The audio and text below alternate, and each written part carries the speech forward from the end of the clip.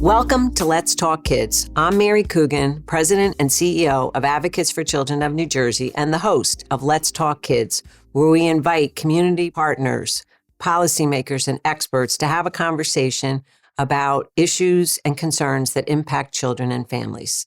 Today, I'm joined by Charlie Venti, who is the president of Inventive Strategies, but also a longtime board member of ACNJ, which is why I call you Charlie. Welcome. Thanks for being here. Nice to be here, Mary. So now I understand your consulting firm is really trying to help build local systems and put them together. But I also want our listening audience to know that you've had a long career starting, I guess, as a caseworker in Child Protective Services, eventually leading the agency. And then you ran a community foundation, which provided funding for different programs, and then started your consulting firm. And I know have done a lot of work. And I say that sort of maybe to embarrass you a little bit, because I know you are modest about all the work you've done, but just so that people who might be watching today understand that you really have a vast experience working with families, children, and in the community. So I just want to talk about some of those experiences, but welcome. Well, my, I guess, first community work was when you came to our board a couple years ago and with a group of people under the umbrella of Monmouth Acts. Could you talk a little bit about what Monmouth Acts is and what its goals are? So Monmouth Acts is a unique public-private partnership that involves residents, service providers, leaders in county government, a lot of involvement from the county commissioners to look at how systems can be established to assist residents with access to services, to identify gaps. It's kind of an intensive human service advisory system. And I could give you one or two quick examples, if you'd like, of the work that they've done. I think that would be helpful because my recollection was it was sort of a struggle to get that partnership to form. And maybe you can talk a little bit about what is that struggle of community people partnering with government? Well, all right. In a general sense, I've always felt there's a tension between government and community in terms of decision-making, control of resources, and it's a challenge to have a balance where the voices of the community can help inform decision-making over budgets, allocation of resources, yet the government maintaining its fiduciary responsibility, its responsibility, its legal responsibilities to manage those resources effectively. I think Monmouth County, going back some years ago, has really found a great balance in that work. And a quick example, in the aftermath of, or during COVID, there were a lot of resources allocated to communities from the federal government. One example was the rental assistance program. The money was distributed to counties. I thought Monmouth County did something very unique and exceptional through its Monmouth Acts partnership. It quickly allotted 13 contracts with community organizations to outreach to people who would have difficulty applying for that rental assistance. So disabled people, seniors. So they had people able to go into the housing projects. Set up at community centers, et cetera. And county government staff, along with those community partners, were there to meet with residents. But beyond that, because of the way they were used to doing business, it wasn't just a human service issue. Different parts of county government participated. So the planning department was able, through mapping, identify census blocks of low-income people where blanket approvals could be made for rental assistance, engagement with landlords. There was a very comprehensive effort, public-private. And in the end, Monmouth County spent all its money, was allocated additional funds from other counties, and really just about doubled their impact in terms of that assistance. They worked with legal services. They put staff at the evictions court to be available to residents. So it was natural for them. They didn't have to set up a system. They just kind of allocated their time and their effort from an existing partnership that they have in place.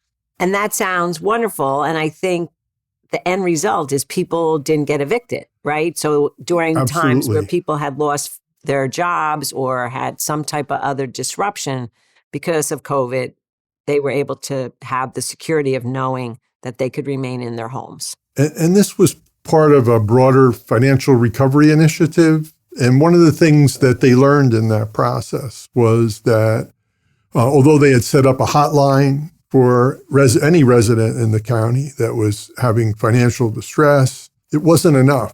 And so they established service navigators that could stay connected with people who had issues that were complex, where they had to deal with more than one system, and provide that kind of high-level case management and support for them. And they continue to have that today. That's great. So navigators, who makes a good navigator? Great question. I think first and foremost, someone who can relate to the social condition of the people that they're attempting to support. And often that means that people from the community, people who speak the language, if someone is having trouble paying their rent or they're going to be evicted, someone who can find out more about what's going on and what are the other supports or things that might be needed beyond just a cash payment. Motivational interviewing, that's what I've been trying to capture. So someone who has those skills in terms of assessment. But I think real important is someone who's going to stick with you and through thick and thin, so to speak, for the amount of time that's needed for you to achieve whatever goal you need to achieve. It doesn't often exist. I mean, it sounds like it's a special person, somebody who can engage, Yes. but also meet the person where they are, right? And understand and ask the questions. Because I'm thinking a lot of the clients are not necessarily going to trust the system, right? And so you have to build that trust. I started my career early as a caseworker, a state child protective caseworker. I actually started before that as a probation counselor, but that's another story for another time. But it was similar. There was always some degree of mistrust or concern. So I think that certain services, certain supports provided through, whether it be a faith-based organization, a nonprofit, a community group, formal, informal, often can be that connection that can be more lasting for people. Because they're familiar, 'Cause right? they're familiar. Or people look like them or talk like them and understand what they're going through without being judgmental. Exactly. Yeah. Going back to Monmouth Acts, what you described in terms of helping people with rental assistance, working together with community providers, to me seems like common sense. Why is that so difficult? I don't think it's so difficult, but I think that there needs to be a motivation to take that extra step, so to speak, not just deal with the routine responsibilities or, whatever you need to comply with to get the job done. You have to be able to do a little bit more. And I think the issue is really, I think people in government want to do that often. I think leadership has to be supportive of that. When I was the child welfare director, we invested in bringing the family group conference program that was being used on the West Coast to New Jersey. We contracted with community agencies for visitation for kids in foster care, rather than where previously we were doing it in the state offices in a very sterile environment. I think that the comfort level for people, that connectivity, I think they did a lot better. I think the rate of participation was greater. The supports, the relations, and in some situations, the relationships they built with other community members that were more lasting, were more meaningful. It wasn't that we were not doing our best, doing a good job or whatever, but it really enhanced the experience for people who participated in that programming. That's great. And I do remember some of those programs. And I remember the family case conferencing. It was partially because you had an independent person, again, Absolutely. the trained person, almost like your navigator, who was neutral, right? Like they understood what the parent was going through. they understood the responsibility of the caseworker, but they could get people to try to look at the third option. What would be a different way of addressing a problem, right? That was absolutely the idea. It's like that whole it takes a village to raise a child type of an idea. I've always been interested in where there are opportunities for government and families, communities to work together to advance the well-being of kids, give them a better start in life. So I'll tell you another quick story. So again, when I was a child welfare director, I heard in Newark, Monsignor Linder at New Community Corporation was developing some new housing on Martin Luther King Boulevard, Community Hills townhouse program.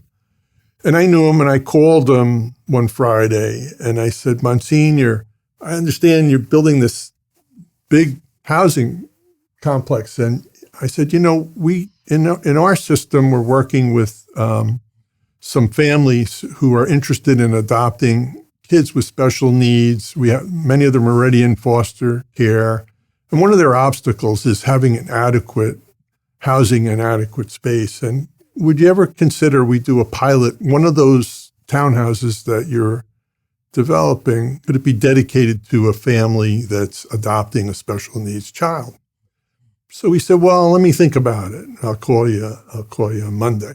So Monday, I got a call from him, and he said, I thought about your request, and the answer is no. We won't develop one of our homes for a family that's interested in adopting a special needs child.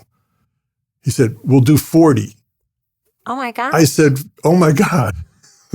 I said, 40. He said, let's shoot for 40. We'll get the word out. We'll recruit amongst foster parents, adoptive parents, Greater Newark, whatever. We'll do all these he had great ideas. So we started on a joint process. Well, it was very difficult because many of the people who applied could not become eligible for mortgages because of their credit histories, other issues, lack of employment. And so they worked very hard at helping people around their income issues, around getting jobs in their child care program. There's going to be a new program on site at Community Hills, and et cetera, et cetera. And in the end, after assessing about 100 families, 6 families were able to purchase with the supports through New Community and other partners that they had, were able to purchase, rent with option to buy, setups, beautiful new 3-bedroom townhomes. And so it was, my thought was a pilot for one, 100 were, assessed, 6 purchased homes. I thought it was great. And one of the things he said to me in that process, which is the point I want to make, I remember making a comment to him during it. I said, it's really great how you're able to level the playing field for certain people. And he said, no, it's not about, he always was correcting me, I guess. He said it wasn't about leveling the playing field. He said, what we've done here is we've tipped it in their favor. We had to do more than level the playing field because they're starting from such a deficit. They're not starting at the same starting line as everyone else. So we have to tip the playing field in their direction in order to get something done. So that was one of the things, a lesson I learned. And so where there are opportunities for government to tip, like with that rental assistance program, to go into the apartment of the disabled senior and with a laptop and fill out the application with them in their home and get the assistance. It really is something that government can do with community partners. That's really I remember, I think I met Father Linder once. To me, he was always, you heard of him as a force to be reckoned with, right? But that's very interesting comment and so true. Yeah. So let's talk a little bit about other efforts where I know you've helped tip the playing field. I know you've done some work up in Patterson or Passaic County. I think that might have been around housing, right? We did work in part with housing, in part with working on a system similar to Monmouth Acts with Passaic County government. To be honest, it didn't sustain, and not to no fault of theirs, it didn't sustain the way Monmouth Acts has. I think there were turnover in terms of administration, turnover of county commissioners, and maybe we didn't do the work well enough to, get the foundation done. But another example, I think, that is kind of extraordinary. I've been on the the advisory board of LISC, Local Initiative Support Corporation, for the last maybe 20 years. But prior to that, as a funder with the Nicholson Foundation, we seeded the funding for the development of the first 3 financial opportunity centers in New Jersey, in the city of Newark. And now there are 7, and hopefully someday there'll be more. And what these centers do is they offer not just employment and training opportunities for people, attachment to benefits, but they offer and provide long-term financial coaching, additional educational and employment coaching, and a connection to other supports for people. So a quick, unique example, when the Perth Amboy program was getting developed, we went to some of the other centers to see how they were operating. And at Ironbound, we learned in Newark, they had some unique training programs for people, and they were getting people employed with jobs to do solar installation. But some of the jobs were outside of Essex or the city of Newark, Essex County, and people had to travel. And when they started their job, they didn't really necessarily have the resources to pay for their transportation. They weren't going to get a paycheck for 2, 3, 4 weeks, whatever it may be.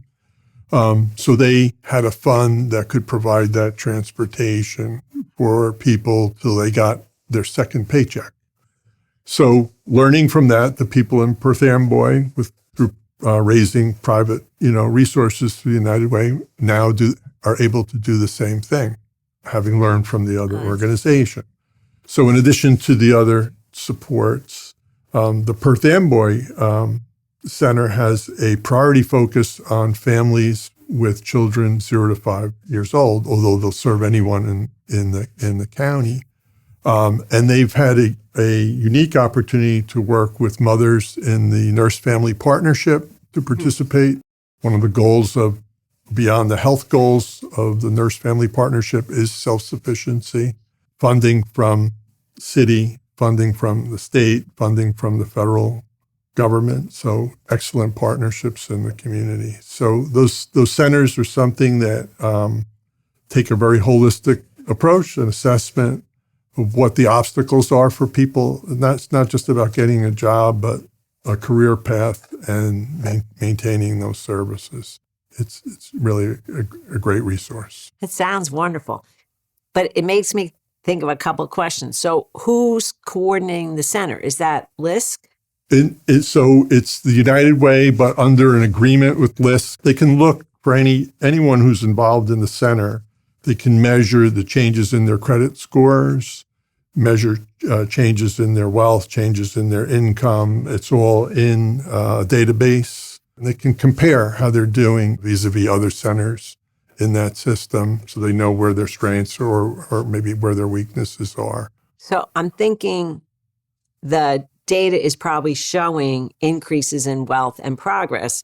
And you have people, federal, state, local, who decided to work together, to partner, right? Yes. And pool whatever resources that they could. And to me, I'm thinking again, sometimes systems create barriers for people to do that you have to overcome. Why do you think this has become so complicated that you have to figure out agreements and partnerships? Is it all about the source of the funding, or have we just created barriers to people getting help? I think it's because we don't have a structure in place that facilitates it. Another group that I'm a board member, the Family Success Institute, we've been supporting legislation now for the past 6-7 years. It's gotten introduced a few times in the legislature. It has yet to be passed. But what this legislation would do, it would set up integrated community planning groups that would facilitate exactly what I was just talking about. And so it would be a combination of government and community people. It's more of a holistic, there's a mental health board, there's a human service advisory council, there's groups dealing with substance abuse. There's varying groups. This would be a compilation, a group looking at opportunities and providing support for community-driven efforts to break down silos for people. So, earlier I talked about getting a holistic assessment. Well, if you have multiple needs, right?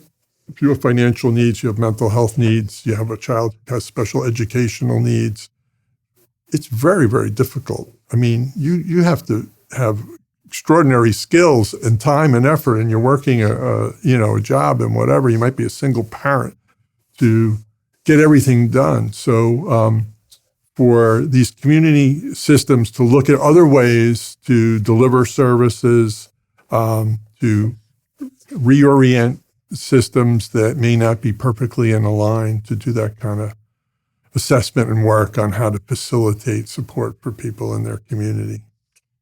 So I know the Family Success Institute, I'm a little bit familiar with it, but in looking at their website, I think the tagline is invest in success, divest from distress. So Correct. It's really focused on prevention. Absolutely. Right? Helping people before they wind up becoming system involved or? Yes. Okay. Absolutely. Why can't community agencies just do that on their own? Well, one of the reasons they can't do it on their own is that most of the investments in working with people who are in need come after the fact. So if you look at the amount of money we spend on incarcerating people or on people getting their primary health care in emergency rooms, or people who are unemployed or are not working because they don't have adequate child care, if you look at those costs, the Institute did a study, it's a little old now, of the 2018 New Jersey state budget from the viewpoint of success versus, or we'll say prevention versus distress. And at that time, 80% of the funding was going towards institutions that were trying to pick up the pieces for people. Welfare, foster care, juvenile justice, incarceration, et cetera. And if you looked at the investments in prevention and support up front, it was about 10%. And then there was 10%. The other 10% was kind of neutral. So, but most of the investments were being made because there wasn't something in place for people. So if a newborn child gets an early intervention services when they need it earlier in life, they're going to avoid some special education costs down the road. So that, so there's a lot of research, national groups have looked at different issues, the value of quality child care, for a child and quality preschool education, in terms of what the return on investment is in society. So it's turning that around, very difficult, because a lot of the money that's in these systems already is tied into government jobs in some degree. It's status quo, change difficult.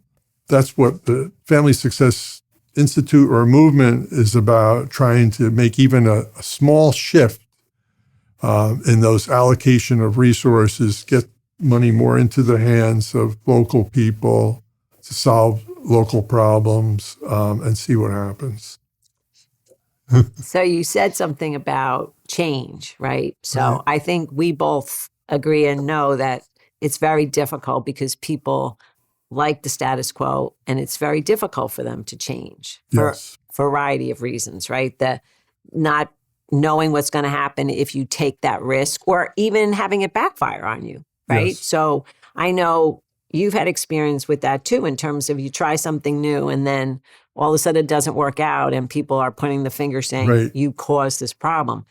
So as frustrating as it is to keep pushing, what keeps you motivated that through all these projects, some of which you've seen real progress and others that appear to have been very frustrating, what keeps you motivated to keep going? I think it's for better or for worse, for me, it's kind of my memory of people I've interacted with over my career that really were at a tremendous deficit in terms of their opportunity to make a good life for themselves, whether it be their starting point in life. They were an infant born at 6.5 months pregnancy that was exposed to AIDS, back during the AIDS epidemic. That there are people that haven't had the advantages that I've had in my life.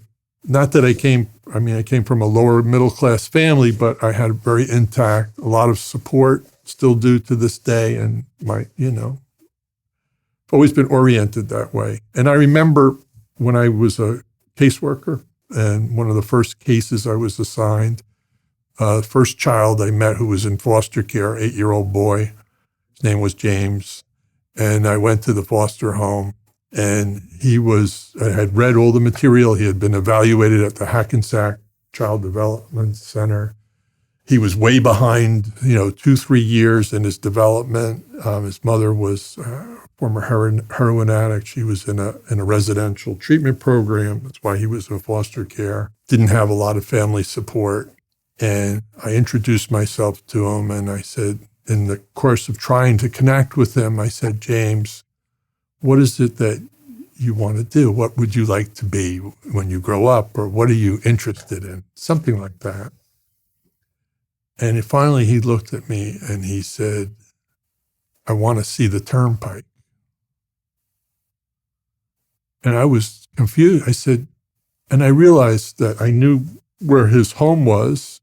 And he lived underneath on Bayway Avenue around exit 14B on the turnpike. He lived basically you would look up and he would see the bottom of the turnpike from where he lived. And he said, he didn't say he wanted to go to Disney World or he wanted to be a fireman. He wanted to see the turnpike. So I said to the foster mother, even though I was green and young and I knew enough, I guess, I said, would you mind if I take James out for a ride? I had a state car, that we would use. And he got in the back. We didn't have car seats at that time, I'll be honest. But he was 8 years old. He was, seatbelt in the back seat. I was driving. And we took a ride on the turnpike extension over to Newark. We made like a loop. And I looked in the back window, and I saw he was in Disney World. He saw the New York City skyline that he had never really seen before. He saw the Newark Bay. He saw all these cars, he saw all this stuff. He got so excited and it made me so sad because we're a product to some degree, I've always believed, of our imagination, our curiosity about things. He was so limited in terms of what he had been exposed to in his life. And he needed a lot, He wasn't alone. A lot of the kids that I became aware of, either as a caseworker or as a child welfare director or whatever in my life, the gap is so great that I've always wanted to stick with it until I can't do it anymore, just to try to make a bit of a difference. But that was very profound. And it wasn't just James. There were other kids that were part of what we called our neglect caseload. He had been neglected, right? But I got to know his mother. She was, I thought, a terrific person trying to do her best, had been the victim of domestic violence. There have been a lot of issues. This work will never be done that we're all involved in. That's why I love ACNJ. I always had such a high regard. And when I was asked if I would be interested in joining the board, it kind of blew me away. And we are so happy that you did decide to join the board because I think you bring that wealth of experience. But I think myself, even just thinking about James, right? The child you just spoke about, how if you don't ask those questions, you don't even know what their whole viewpoint is on something, right? And the fact that if you hadn't asked him that, you wouldn't have realized how much he needed the exposure to something outside his very small, limited world, right? Yes.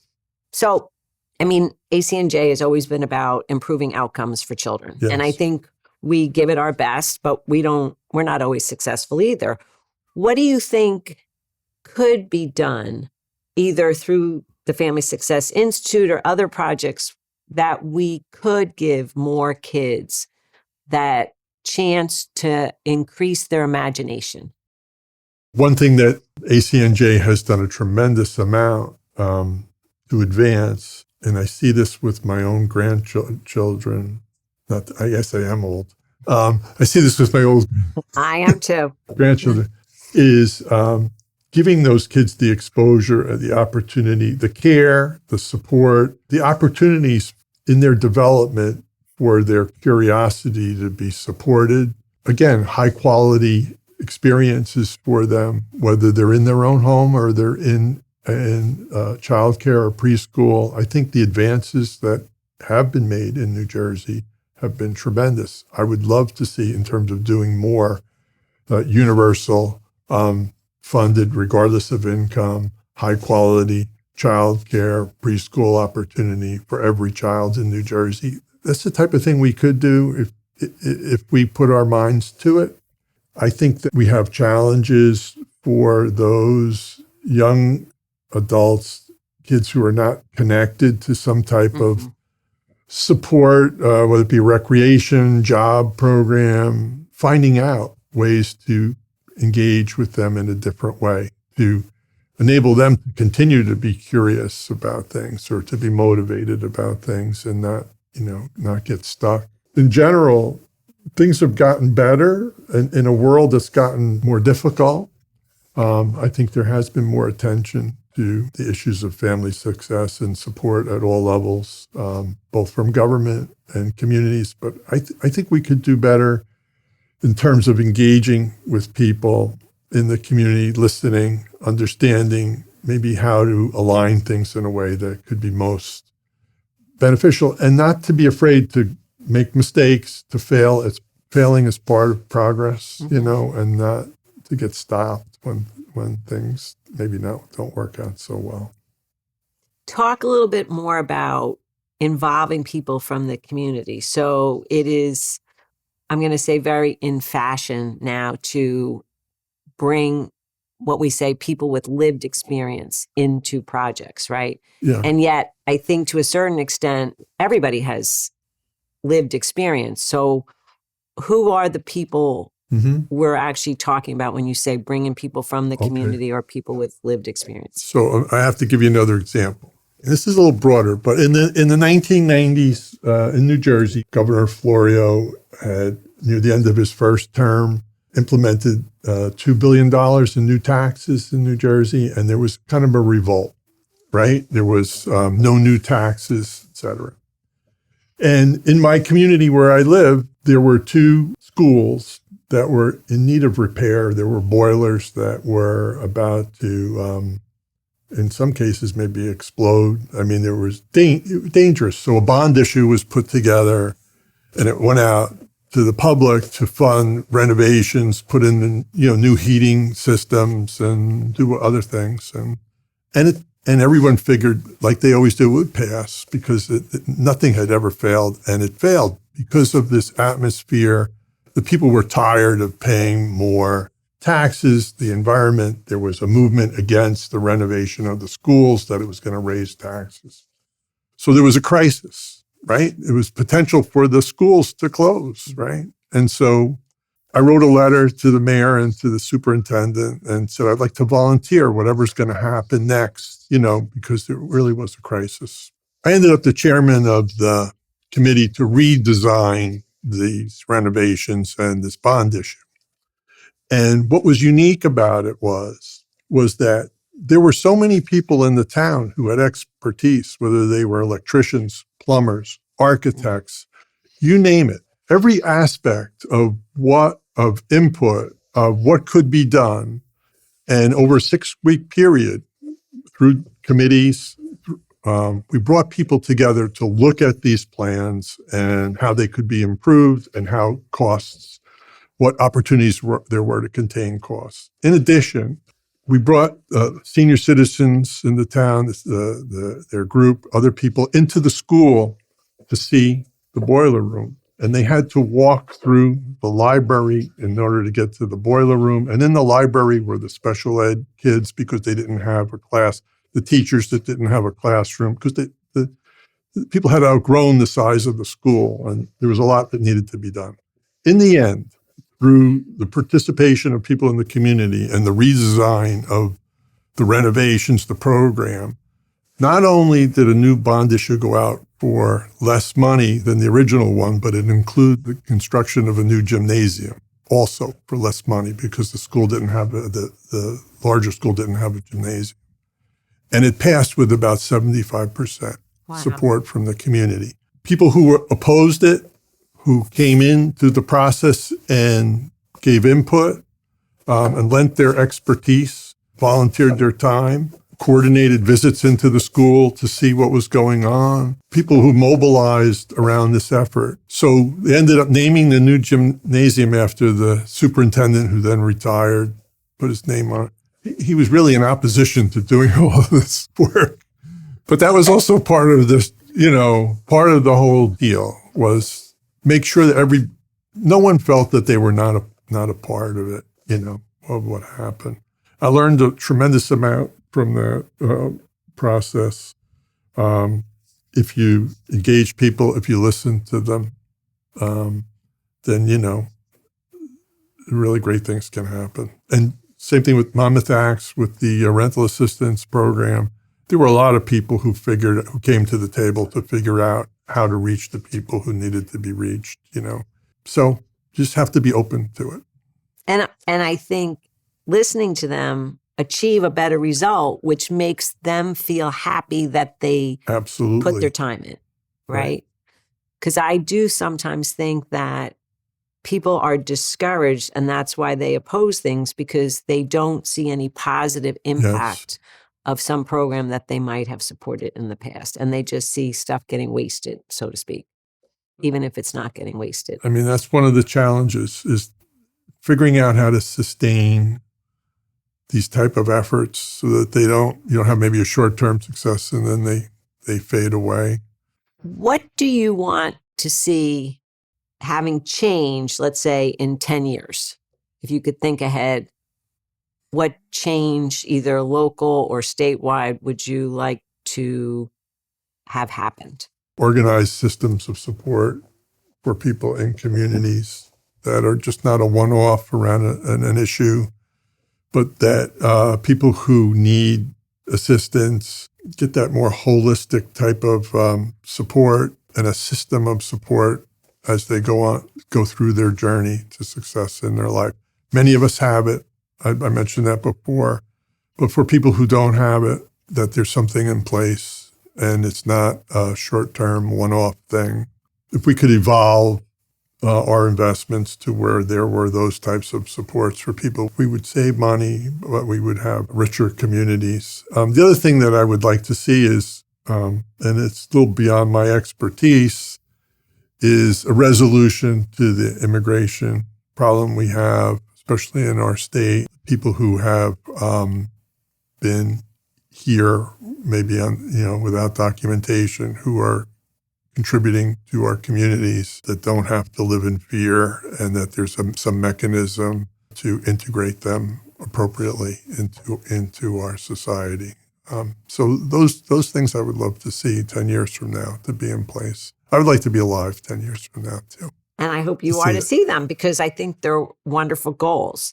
I guess to me that the immigration issue is complicated, but to your point, because people are afraid, I think they are hesitant to even ask for help or ask a question. Absolutely. And thus the family, their children, are not getting the things they need.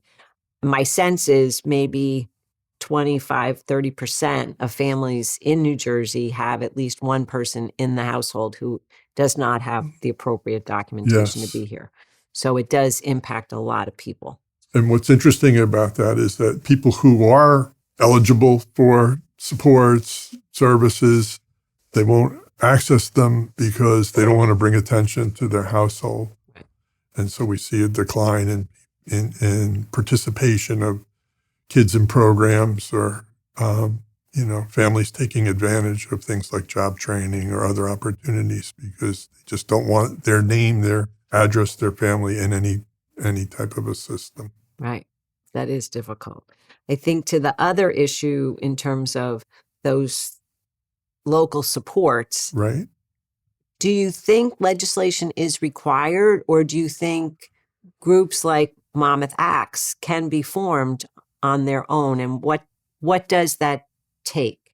I should say there are examples. I mean, there are things that have grown organically in our state. I mean, I'm in awe of Brick Education in South Ward of Newark, what they've done in terms of bringing a more holistic support to support education of kids in the South Ward and support for their families. I mentioned the work of the United Way, in Middlesex County. If you look at the New Jersey Community Development Corporation, look what Bob Garaci and that group has done, their Spruce Street neighborhood and beyond, in terms of providing a very holistic support for families in that community. I mean, people have done it different ways. They've grown it out of a nonprofit. Some have gotten support from the federal government in terms of a Promised Neighborhood grant.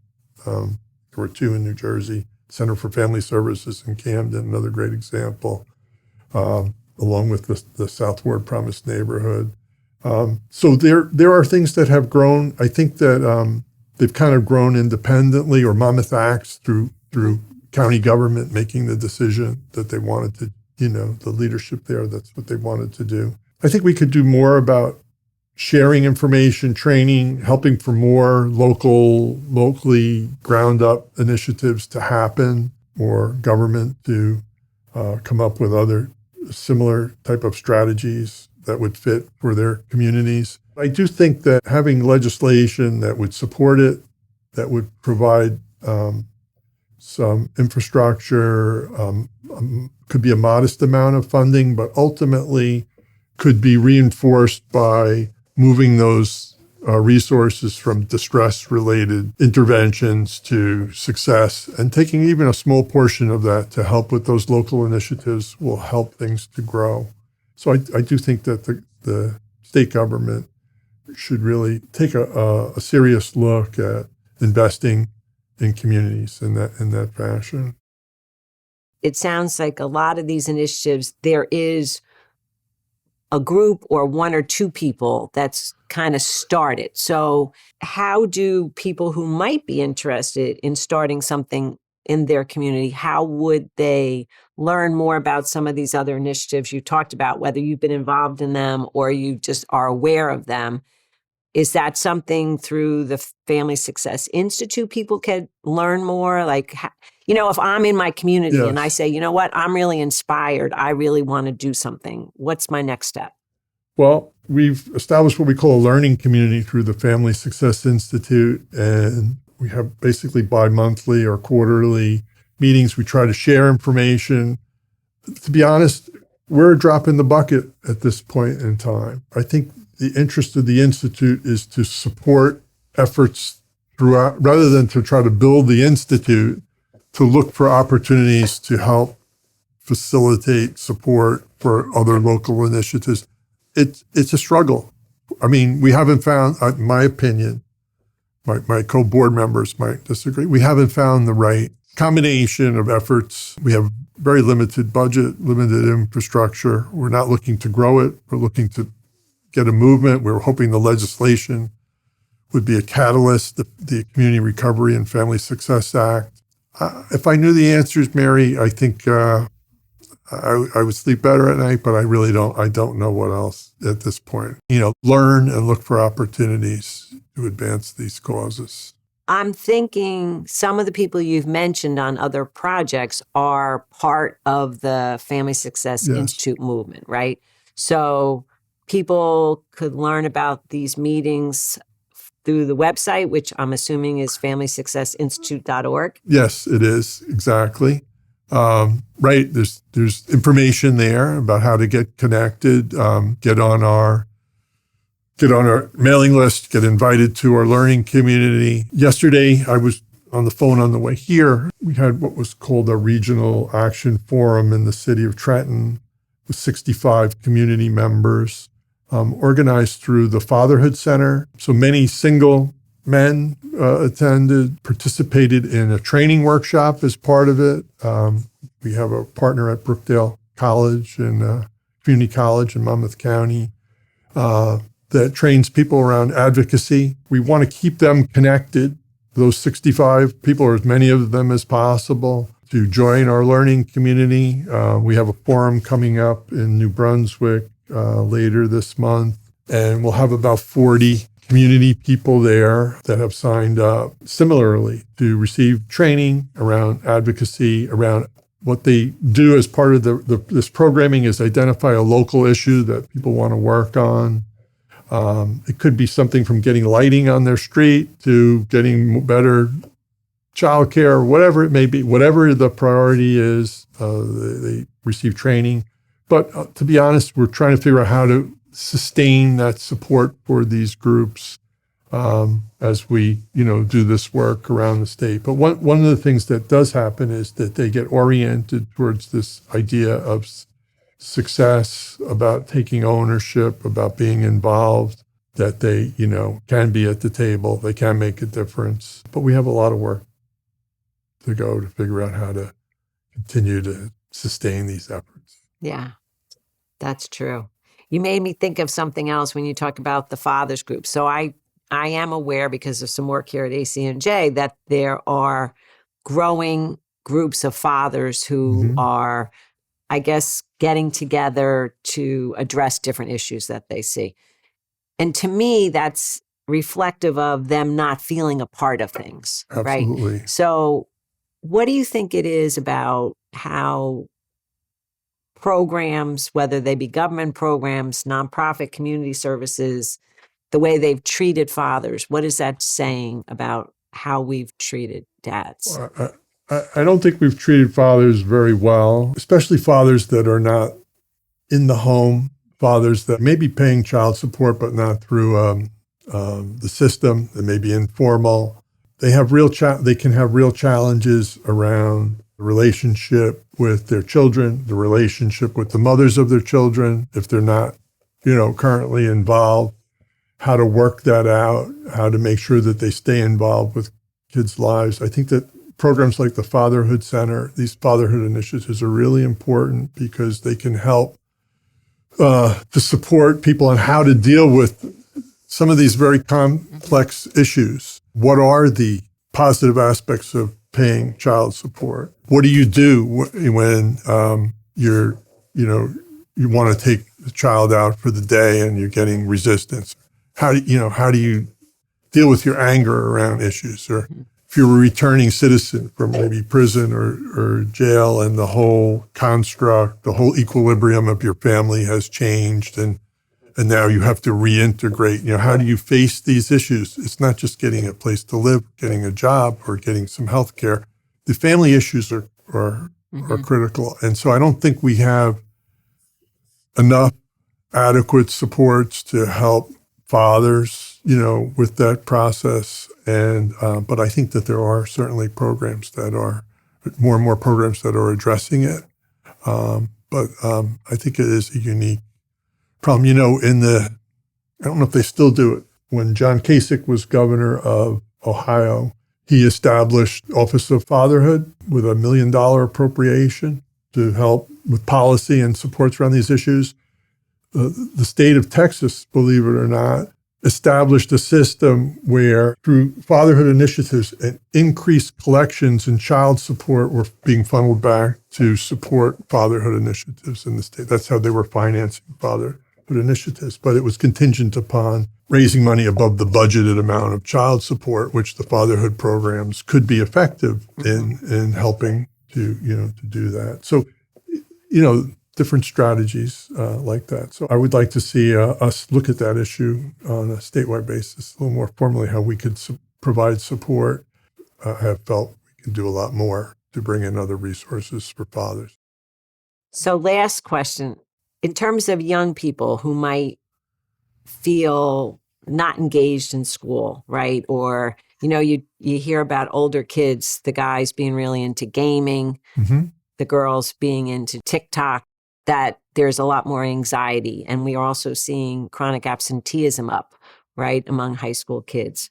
Any thoughts on what we should be doing to re-engage those youth? I don't know, but I can tell you one thing I think is kind of interesting. Last July, I joined the board of Georgian Court University, which is now the esports center for New Jersey.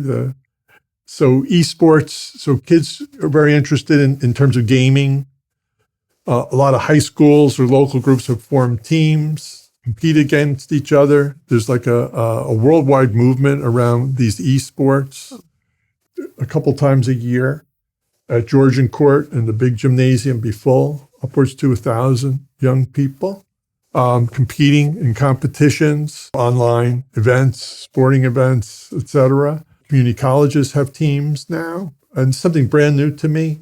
I'm going to, I think in April is the next one at Georgian Court. I'm going to go on a Saturday just to see. But in that process, a lot of these young people are getting exposed to not only other kids that they meet, they're also getting exposed to a college campus. There's other things that, could be potential. I don't know enough about it. I want to learn more about it, but it's a way to bring them out, into a whole different world. So maybe that's something I want to learn about it. So maybe there could be a positive. Maybe. No, because you hear the negative, yes. Right? You don't hear that there's any possible good coming out of it. But I think you're right. If you can encourage kids to get out into the community, that's first step. It's a good step. Interesting. Any other remaining ideas or thoughts? I've had several careers, let me say that. And, sometimes I don't really ask myself this very often, but sometimes people ask me, well, when are you going to retire or whatever? I think the opportunities for learning, like this podcast, is a great opportunity to learn. And I can't think of something else I'd rather do than to learn about things I don't know a lot about. So I think that's very important for all of us, continuously to learn. I agree with you. And I hope you never retire. And thank you for all you've done, because you have clearly made a difference and will continue to make a difference. So please don't retire, Charlie Venti. But thank you for joining us today. Thank you, Mary. Thank you so much for watching. Visit the description to find out more information about today's conversation. Be sure to leave a like, subscribe, and hit the bell if you enjoyed the video and want to be updated when our newest interviews are released.